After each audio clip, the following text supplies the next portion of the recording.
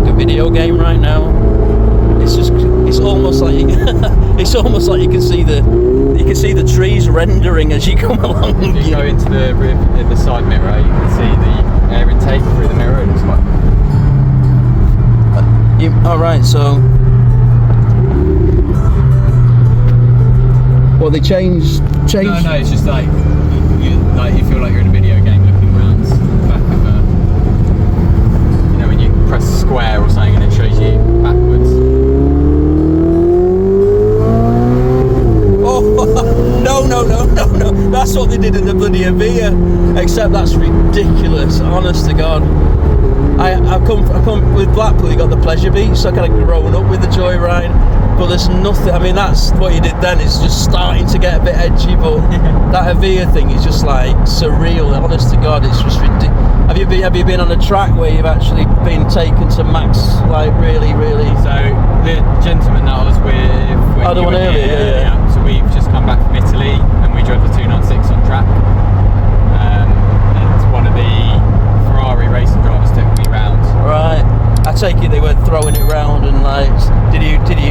When he was braking, my head was nearly touching that. Did you feel safe because you knew how amazing they are, or did you start to? Yeah. You didn't. I like tracks, so I just kept telling him I wasn't scared yet, and he kept going. What about all those factors that at that kind of speed, things you don't want to know happen? You don't let that bother you in any way. I have half of me does that, so just a little bit, not enough to stop me doing. If I was trying to do what he was doing, yes, I'd be scared. Yes, of myself. But even so, I mean, he would admit, I suppose, that if it went wrong and he was at the maximum speed and he got a blowout, for example, I mean, he could probably even handle that. In fact, what's the worst thing that could happen to someone doing that on a track? Skid off a bit. Skid off. So it's kind of it's almost impact, but they've got run off areas and stuff like that. That's the point in the track. So it's not like an F1 car that's going to completely. Yeah. So that's where the danger is. They drive it maximum 7/10 of what it can do because they've got public with them. So it's very, very, very rare. In other words, I watched someone test driving a car that was all camo wrapped, and they were driving at 10 temps, and you can see the difference. Okay. It's mad. Yeah.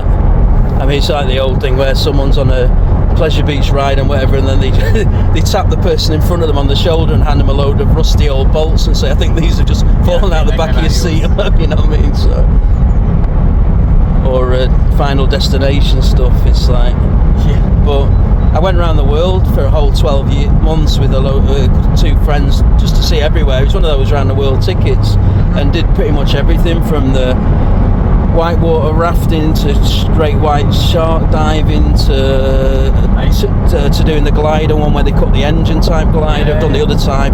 I did whitewater where they go into the waterfall. Did probably the most dangerous one was whitewater sledding, like a bit on a boogie board thing, and they basically said you're going to minimum end up with bruises, you might end up with something broken, and some people don't come back, they said, just before you do it. So things like that I'm not so bad, but when I did bungee jumping, things like that are just like, there's just a limit, your brain just says, no. You really, have you tried bungee or?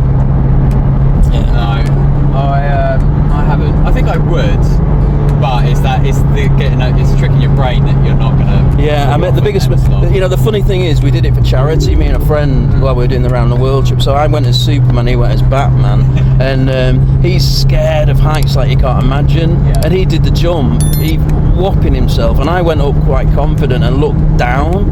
And I just froze, I just couldn't do it. So some little kids going, Mummy, why won't Superman do his jump or whatever? So